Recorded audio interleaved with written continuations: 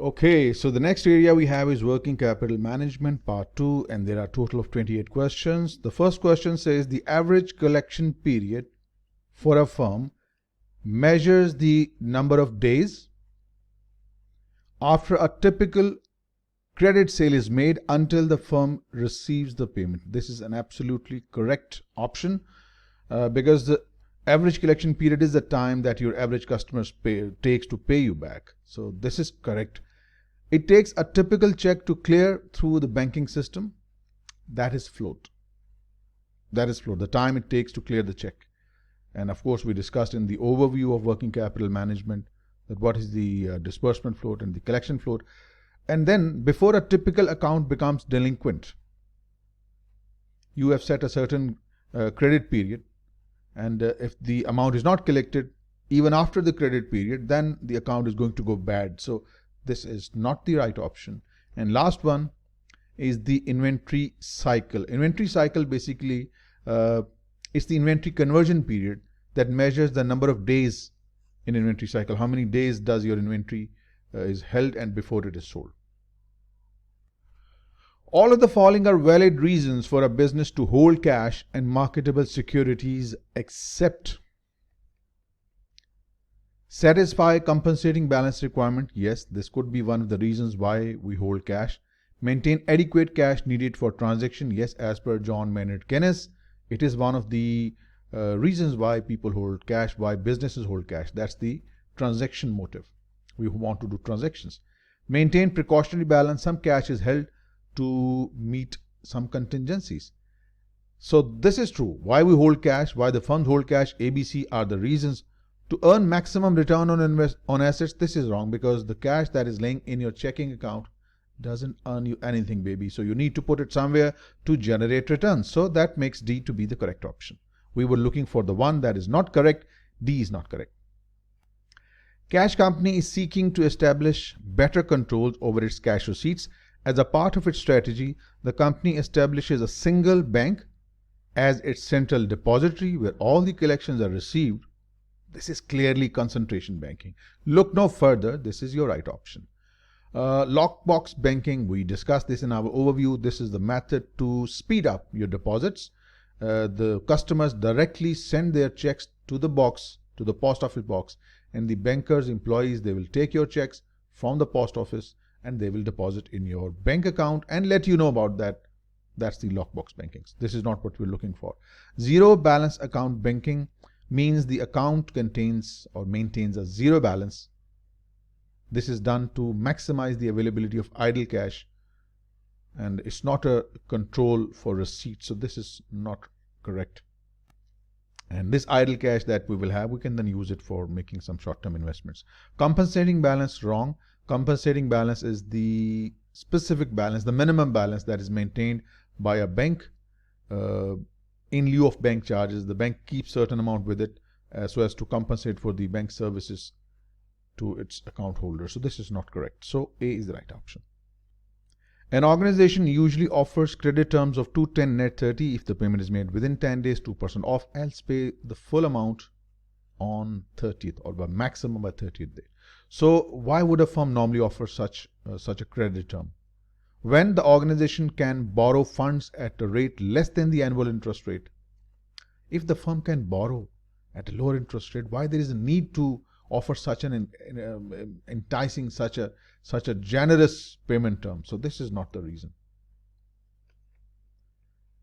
Okay, the cost of capital approaches the prime rate. This is irrelevant because prime rate is the rate at which the bankers will lend money to their good customers. So prime rate is irrelevant without additional information, so we can't consider it to be the correct option. Most competitors are not offering discounts and the organization has surplus cash.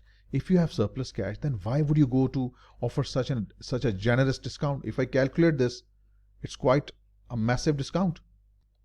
So it's 2 by 98, I'm sure you know what I'm doing, times 360 upon the payment period minus the discount period, and if you simplify, it's a massive 36.7%.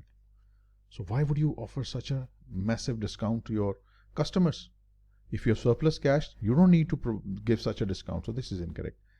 Most competitors are are offering such terms, so the organization must also do so. This is the right option. The collection of account receivable can be accelerated, can be sped up by the use of turnaround documents. This is incorrect because turnaround document is a document generated by the computer which eventually comes back to the computer department. How is it possible? Let's say you receive your electricity bill, right? You pay the bill at a bank. Bank will hold a portion of the bill and give it the remaining stub or some part of it back to you. Now, this bill which has been collected by bank, the amount collected together with the full bunch of these bills will be sent back to the utility firm, and this document which was originally issued by that utility firm, it goes back to the same organization. So it's a computer output that eventually returns back to the issuer. So this is not what you're looking for. Yes, this is the system that speeds up your collection. We discussed this a little while ago. Bank drafts. Bank draft are issued by the bank to indicate that the payment has been made. So this is not what will accelerate the payment. Remittance advice, it's a document sent by the bank to let you know that the payment from your customer has been collected by the bank. So this is incorrect. So that's your right option. Lockbox would speed up your cash collection. What would be the primary reason for a company to agree to a debt covenant limiting the percentage of its long-term debt? Under a debt covenant, you cannot increase your debt beyond a certain limit. Why is it so? To cause the price of the company stock to rise. Totally irrelevant. To lower the company's bond ratings. Wrong. If such a covenant exists, it would raise ratings, not lower. Wrong. I mean, if the debt covenant requires firm not to raise the debt, long-term debt beyond a certain point, this is good for the investors. So that would increase the bond rating, not lower them. To reduce the risk of existing bondholders. No, if you want to reduce risk for existing bondholder, then simply do not issue new bonds. Then, to reduce the coupon rate on the bonds being sold. Yes, when a debt covenant contains a limit of long-term debt, this would make for the investors quite an enticing point to purchase the bond. So this would reduce the coupon rate on the bonds being sold. This is the correct option. Why would a firm generally choose to finance temporary assets with short-term debt? Temporary assets with short-term debts. That's what we've learned in our overview. Temporary assets should be funded through short-term debt. Your mid-term assets, medium-term assets should be funded with medium-term debt, and your long-term assets like plant, machinery, building, facilities, they must be funded with long-term debt. That is maturity matching. Matching the maturity of assets and liabilities. This is what would cause the risk to reduce. So that's A. A is the correct option. Why not B, C, D? Let us discuss. Short-term interest rates have traditionally been more stable. Wrong. They have been less stable than long-term interest rates. Short-term interest rates have more volatility than long-term interest rates. Long-term interest rates are more stable. This is incorrect. A firm that borrows heavily long-term is more apt or is more likely to be unable to repay the debt than a firm that borrows heavily on short-term. This is totally opposite. Totally reverse to what it should be. A firm that borrows heavily short-term is more likely to be unable to repay the debt than a firm that borrows heavily long-term. It's totally opposite in order. That's why it's wrong. Financing requirements remain constant. This is not true. It depends upon the type of business. So we can't say financing requirements remain constant. This is incorrect. We got a right option. It's A. Which of the following effects would Lockbox most likely provide for receivable management? Lockbox, we discussed previously, your customers directly send the checks to the post office mailbox. Your bank employees will take the checks and deposit in your account. It will reduce your collection float. It will minimize your collection float, not maximize. It has nothing to do with disbursement float, so that make BCD incorrect. A is the right option. Which of the following statements is most correct if a seller extends credit to the purchaser for a period of time longer than purchaser's operating cycle. Let's say the purchaser operating cycle has a duration of 90 days and your supplier is so good, he's extending you a credit for a period of 120 days. Lovely. How generous of him.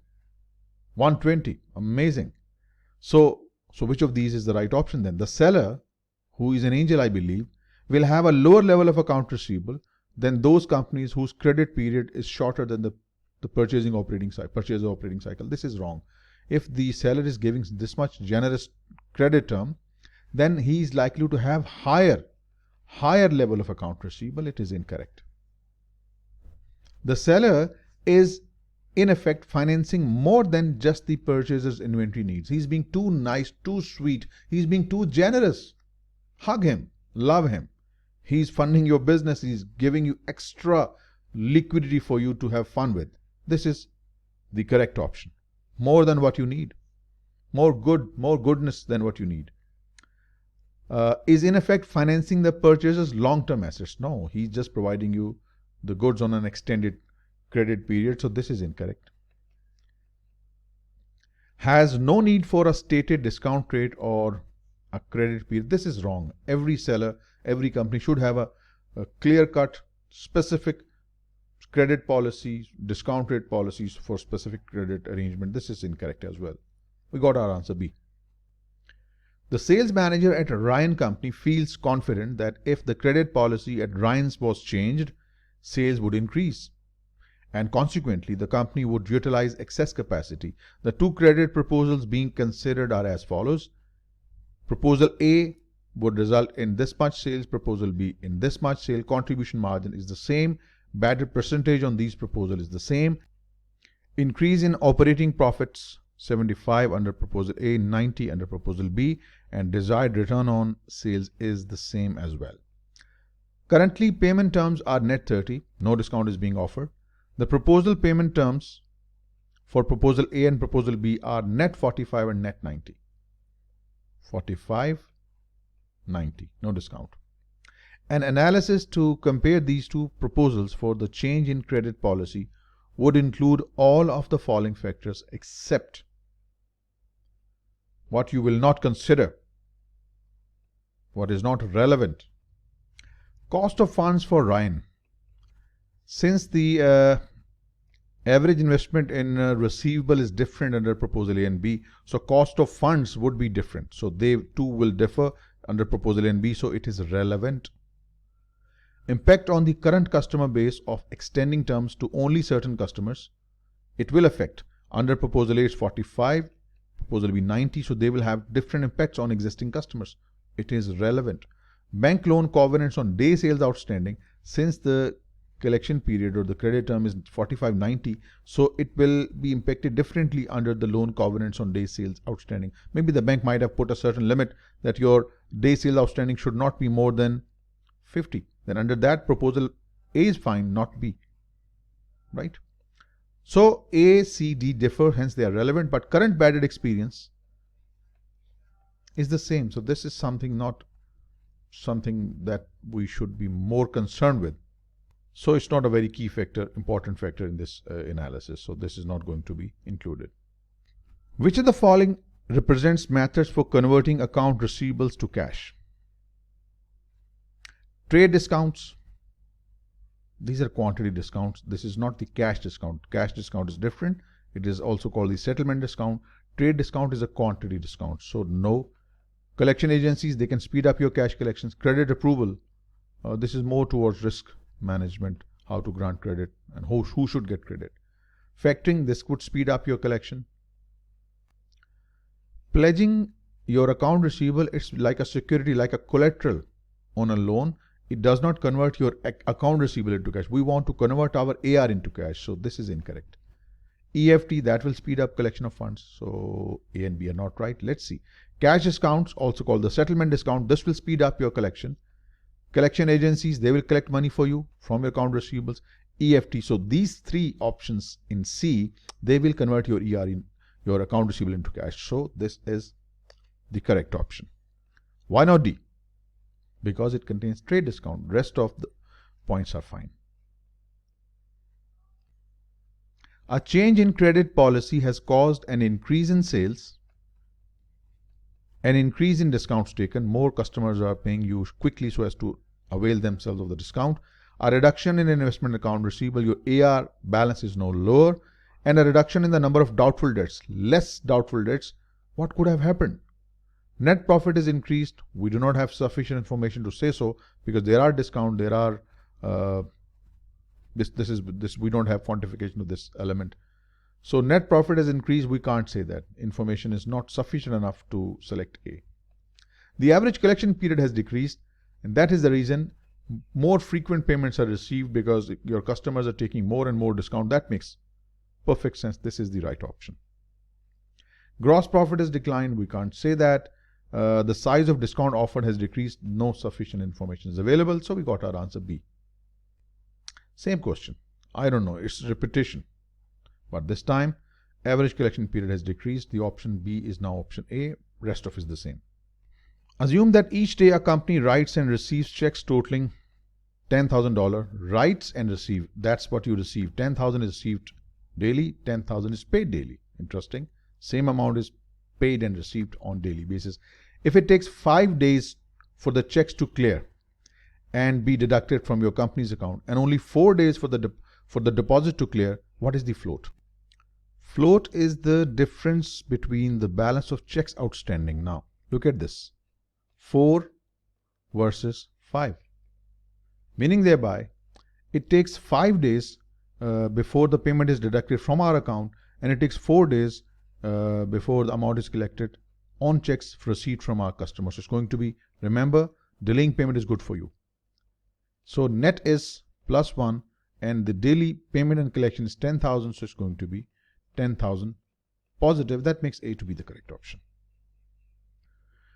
Clausen Incorporated grants credit terms of 115 net 30 and projects gross sales for the next year to be $2 million. The credit manager estimates 40% of the customers pay on the discount date. What's the discount date? Within 15 days. That's 40% of 15 days plus 40% on the due date. 40% pay on the due date, and due date is 30 days plus the remaining, which is 20%. They pay 15 days after the net due date. What's the due date? 30. 15 days after the due date, that's 45 total days. So if you take the weighted average, 40% of 15 will be 6 days, 40% of 30 will be 12 days, and 20% of 45 days will be 9. If you add all these, 9 plus 6, 15, 12, total 27 days. So that is your average collection period. Or to put it this way, projected days sales in account receivable. A corporation obtains a loan of $200,000 at an annual rate of 12%. The corporation must keep a compensating balance of 20% of any amount borrowed on the deposit at the bank, but normally does not have a cash balance account with the bank. What is the effective cost of loan? Most of you, the mistake you guys make, you just go straight for the dollars. Go for percentage. You can calculate your effective interest rate by simply taking the stated rate upon 1 minus the compensating balance percentage.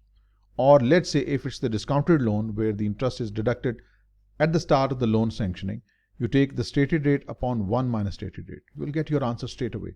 And let's say in the very rare circumstances, you may have a loan that is the discounted loan, and as well as it requires a certain compensating balance. In that case, you will write the stated rate upon 1 minus compensating balance percentage minus the stated rate. So this is the discounted loan with the compensating balance, discounted loan, and this is the loan with the compensating balance. So this is the one we'll be using. The stated rate is 12% upon 1 minus compensating balance percentage, which is 20%. Simply write it as 0.2 and solve this. You should get 15%. That's your right answer, C.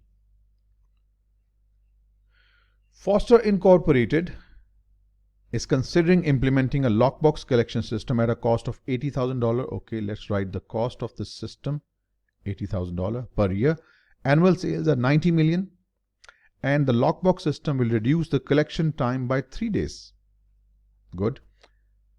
This means our average cash balance will go up. If the Foster can invest the surplus fund at 8%, should it use the lockbox system? use 360 day a year. Let's say first calculate what is our daily sales. Divide 90 million with 360 and that will give you $250,000. This is your daily sale. Now, since this lockbox system will speed up our collection by 3 days, which means our average cash balance would increase by daily sales times 3. So it is going to be $750,000. This is the average increase in cash balance. If this amount is deposited in a short-term investment at a rate of 8%, it will generate a return of $60,000. Now we have the cost at one end and the benefit on the other. And I believe this is not advisable. The cost is higher, the benefit is lower. So the option no, producing a loss of $20,000 per year. Not recommended. B is the right answer. A company has daily cash receipts of $150,000. The treasurer of the company has investigated a lockbox service whereby the bank that offers the service will reduce the company's collection time by 4 days at a monthly fee of $2,500.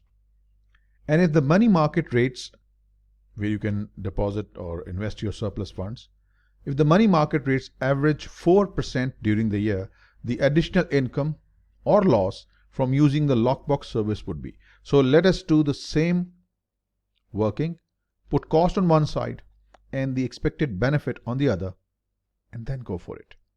The cost is going to be $2,500 per month. For 12 months, it's going to be $30,000. The benefit. Now, this is your daily cash receipt. It will be collected 4 days early, which means your average cash balance would increase by $600,000. That is 150,000 times 4. That is the increase in your average cash balance, which you can invest at 4% money market rate to generate $24,000 of additional income. But look at the cost and the benefit. It appears that there's going to be a net loss of $6,000, and that makes B to be the correct option. The frame supply company has just acquired a large account and needs to increase its working capital by $100,000. The controller of the company has identified a source of funds which is given below. Pay a factor to buy the company's receivables, which averages $125,000 per month and have an average collection period of 30. The factor will advance up to 80% of the face value of the receivable at 10% and charge a 2% on all the receivables purchased. The controller estimates that the firm would save $24,000 in collection expense because this collection activity is now being turned over to the factoring company. So this is what you're going to save. Assume the fee and interest are not deductible in advance. Using a 360-day year in all your calculation, the cost of factoring is. Now what you're going to do, you're going to write the cost of factoring here and the benefit in case if we go with it, we will be saving $24,000 in collection expenses. So this is your benefit. Let us see the cost. $125,000 is the average AR per month. Let's calculate the fee first. Fee is going to be 2% of this amount every month, which is going to be $2,500 per month. Multiply this with 12, you will get a total of $30,000. This is the fee on annual basis. Okay. Next. Okay, so out of this 125,000, only 80% would be advanced. So 80% of 125,000 would be $100,000, right? And from this amount, it's not deducted in advance, remember. On this amount, $100,000, the 10% advance interest would be charged. So $100,000 multiplied by 10%, of course, on an annual basis. So it's 10,000. So the total cost would be the factor annual fee plus the advance annual interest. So it's going to be $40,000. That's the total cost of factoring, and this is the benefit in for reduction in the collection expenses. So the net cost is $16,000. Now, how do we calculate the effective cost? The interest expense, which is a net of $16,000, divided by the usable fund, you will receive the full of $100,000, because it says that the fee and the interest are not deducted in advance. So which means it's going to be 16,000 upon 100,000. So it's 16% on an annual basis. So that makes C to be the correct option. A company enters into an agreement with a firm who will factor the company's account receivable. The factor agrees to buy the company's receivable, which average $100,000 per month and have an average collection period of 30 days. The factor will advance up to 80% of the face value of the receivable at an annual rate of 10% and charge a fee of 2% on all the receivables purchased.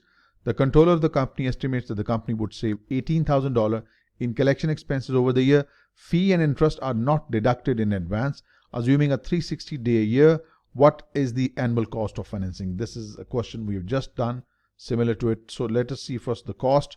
Cost is going to be $100,000 times 2%, which is $2,000 every month. For 12 months, it's going to be, yes, $24,000. Now, how much we will receive? 80% of $100,000, which is $80,000. And the advance interest on this amount is going to be $8,000. So your total cost of factoring is $32,000, but you will also save $18,000 of collection expenses, which means the net cost, $32,000 less 18 would be $14,000. Now we need to calculate the effective cost, effective interest rate. The interest expense, the net charge divided by the usable funds. Here they are 80. So 14,000 upon 80, so that gives you 17.5%, and that's D. The following information regarding a change in credit policy was assembled by the Wilson Wax Company. The company has a required rate of return of 10% and a variable cost ratio of 60%. What does it mean? If an item is sold at $100, variable cost is 60% of the selling price, and remaining 40% represents the contribution. I'm sure you know that. Now, old credit policy involves 3.6 million annual sales. New credit policy 3.96. So sale is going to go up. Average collection period is 30, and we are relaxing our credit standard by 6 days, and that is the reason we are going to have more sales.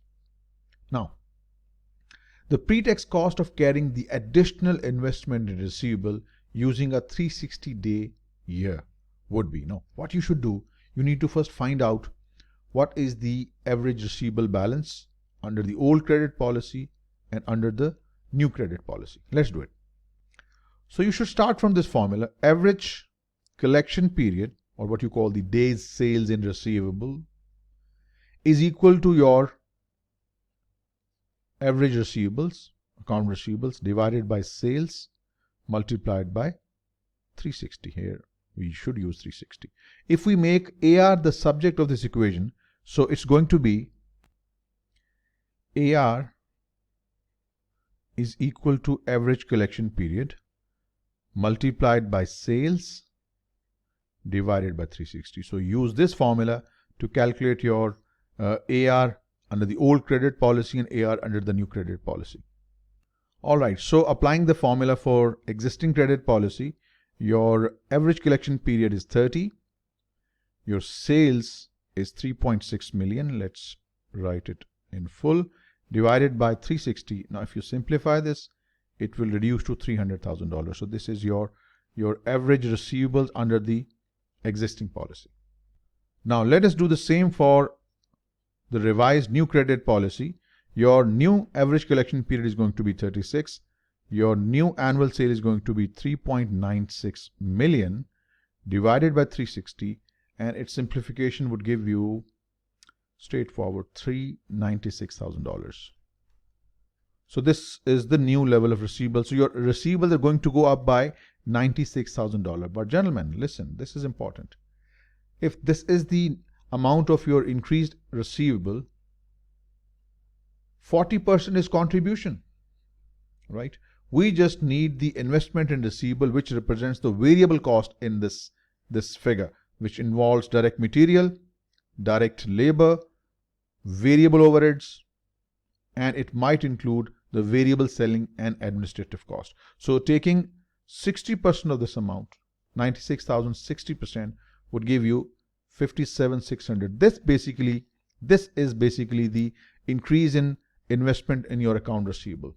And it has a cost. It has a financing cost because the money is not free. It comes at 10%. So taking 10% of 57,600 gives you 5,760. This is the cost of carrying the additional investment. This is the additional investment receivables, and this is the cost by multiplying this amount with 10%. So A is our answer. Move on. A firm averages 4,000 in sales per day. Important point, $4,000 sales per day, and is paid on an average within 30 days. This is your average collection period. After they receive their invoice, 55% of the customers pay by check, while the remaining 45% pay by credit card. Does it matter for us whether they pay by check or by credit card? Approximately how much would the company show in account receivable on its balance sheet on any given day? It does not matter whether our customers pay by check or they pay by credit card. It doesn't matter. What matters is that we collect our money within 30 days, which means for 30 days there is no collection.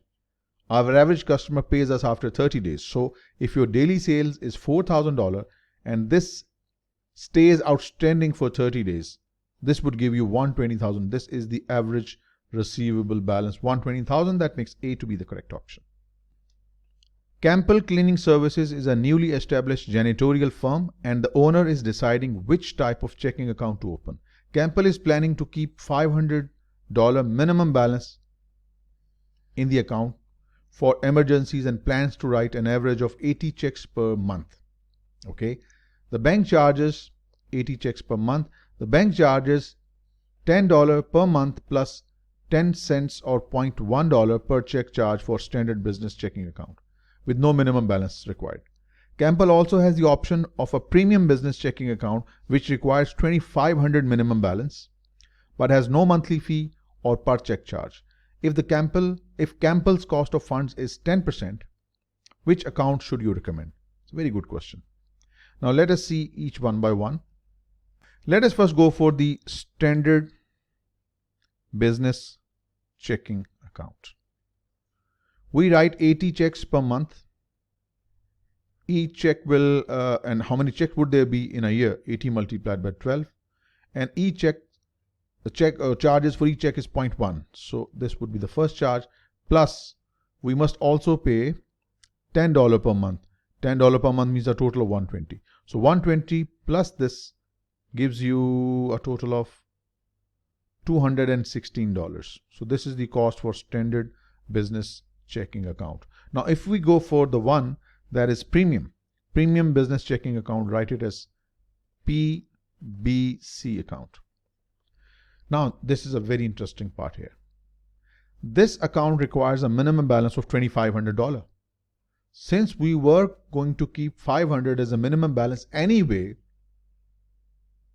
so the incremental amount that we are going to keep is 2,500 less 500, which we were going to maintain as a minimum balance in the account for emergencies. So the incremental balance amount that we are going to keep is 2,000, and it has an annual cost, the opportunity cost of $200. Now, $216 cost versus $200 cost. So select the one that is lower, of course. So premium business checking account is an appropriate one. So should we go for this? Since the saving is 34, no, saving is not 34, saving is 16. Premium account, since the saving is $16. So this is our correct option. D is right.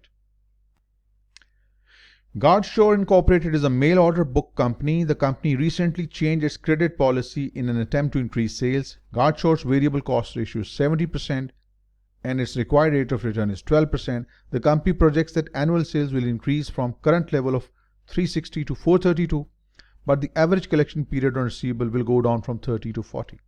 Ignoring any tax implication, what is the cost of carrying the additional investment in account receivables using a 360-day year? I'm sure you would remember we rearranged the formula to calculate AR. AR is equal to the total sales for the period, ideally the credit sales, multiplied by the average collection period, divided by the days in a year which we are supposed to take 360. So let us go for both old versus new. And let's see what is the AR balance under both cases. So under the old arrangement, your sale is going to be $360,000 with the average collection period of 30 upon 360. Its simplification would give you $30,000. Now, if you go for the new policy where we are going to relax our credit standards to 40, average collection period is going to be 40, your sale will go up to 432. Divided with 360, your average AR would now be $48,000. Now your increase in average receivable balance is $18,000, and out of this only 70% represents our relevant cost, variable cost. That is what we should consider for decision making. It's $12,600. This is the additional investment in account receivable. Let's calculate the cost of carrying this additional investment. That's going to be at the rate of 12% given right here. So 12,600 multiplied by 12% is going to be 1,512. Hence A to be the correct option. Our company plans to tighten its credit policy. The new policy will decrease the average number of days from 75 to 50 and will reduce the ratio of credit sales to total sales from 70 to 60%. Since you're going to tighten your credit policy, your credit sale proportion, which is 70% of total sales now, will fall to 60%. Okay. The company estimates that the projected sales would be 5% less if the proposed new credit policy is implemented. So this new policy will also lower the total sales by 5%. This is important. If projected sales for the coming month is 50 million, calculate the dollar impact on the account receivable of this proposed change in credit policy. What will be the change in AR under the old system and under the proposed system? So let us first do the calculation for the existing system, the older system. Under the old system, I just told you how to calculate the AR.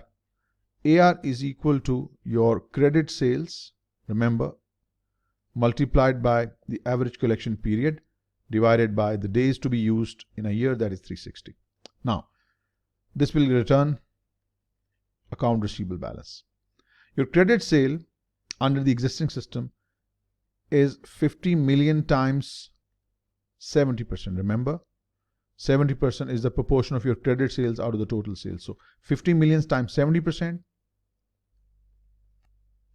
And your current collection period is 75 divided by 360.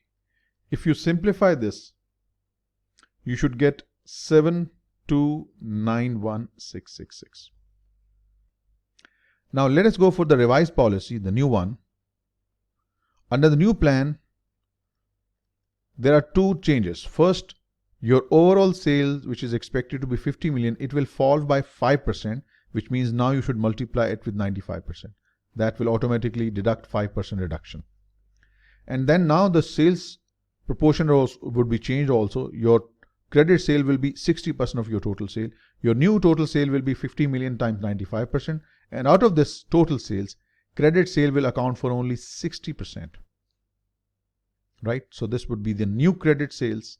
All of this written so far in red. Now multiply this with the collection period. New collection period is 50 and divide it with the days in a year, that is 360. If you simplify all of it, it should give you 3,958,333. And if you calculate the difference, account receivable balance under the existing scheme and the new one under the new policy, so this would be 3,333,332, which is approximately C. Which of the following represents a firm's average gross receivable? We need to find AR. Days sales in receivables into account receivable turnover. The formula that comes in our mind, average collection period is equal to 360 divided by account receivable turnover. Remember, average collection period is also what you call the day sales in receivables. So there's no way we can find AR using this arrangement. It's simply average collection period, or what you call the day sales in receivables, multiplied by account receivable turnover. It is equal to 360, not gross receivables. Incorrect. Next, average daily sales into average collection period. This can be correlated with the formula we just discussed a little while ago. Your AR is equal to sales into average collection period upon 360. This is what you can call as your average daily sales. Average daily sales multiplied by average collection period. Makes perfect sense. AR is equal to average daily sales into average collection period. Perfect. This appears to be one of the correct options. Let's see what about D. This is totally incorrect. Net sales upon average gross receivables. Wrong, because that's what we are looking for. That's what we want to find out. So this is incorrect. So that makes C to be the correct option, the only correct option. Next, a company with 4.8 million in credit sales per year plans to relax its credit standard, projecting that this will increase credit sales by 720. The company's average collection period for new customer is expected to be 75 days, and the payment behavior of the existing customer is not expected to change. That's good. Variable costs are 80% of sales. The firm's opportunity cost is 20% before taxes. Assuming 360-day year, what is the company's benefit or loss on the planned change in credit terms? Now let's see what is the cost of associated with this increased sales and the benefit. Let us do it step by step. First, let us see what is the investment in account receivable. We know how to calculate account receivable. Account receivable is equal to sales multiplied by the average collection period for these new customers divided by 360. That's what we should use. This gives you $150,000. This is the average investment receivable, but since it includes contribution, let's just remove the contribution part and multiply it with the variable cost percentage. So this gives you 80% 150, that is $120,000. This is the investment in receivable, which has an opportunity cost at 20% of $24,000. So this is your cost. Now let's calculate the benefit. Your sale is going to be $720,000, of which 40% is contribution to the profit. So it's going to be $144,000. 40% 720. So if you see the cost is 224, the benefit is 144. So clearly net benefit is 144 less 24, 120. That makes C to be the correct option. Okay. Newman Products has received a proposal from several banks to establish a lockbox system to speed up receipts. Newman receives on average 700 checks per day, averaging $1,800 each, and its cost of short-term funds is 7% per year. Assuming that all proposals will produce equivalent processing results and using 360-day year, which of the following proposal is the optimal for Newman? Let's do first part A, a flat fee of $125,000 per year. It requires no computation, just the amount $125,000. A fee of 0.03% of the amount collected. Now, what is going to be the amount collected? Remember, we receive 700 checks per day, an average amount of $1,800 on each check. This is the daily collection. How many days are there in a year? 360. This is the total amount collected in a period of 1 year, and it says 0.03%. So multiply it with 0.03%. If you simplify, it is going to be $136,080. A compensating balance of 1.75 million. All right, now this compensating balance has an opportunity cost 1.75 million multiplied by the opportunity cost of funds, that is 7%. If you do the computation, 1.75 million times 7%, it is 122,500. A fee of 0.35 per check plus 0.01% of the amount collected. Okay. Now let's first calculate the cost of checks. There are 700 checks each day. There are 360 days in a year, and the cost is going to be 0.35. So it will give you a total of $88,200. This is the first part. To this we must add another part, that is the 0.01% of the amount collected. What is the amount collected? There are 700 checks, on average $1,800 on each check.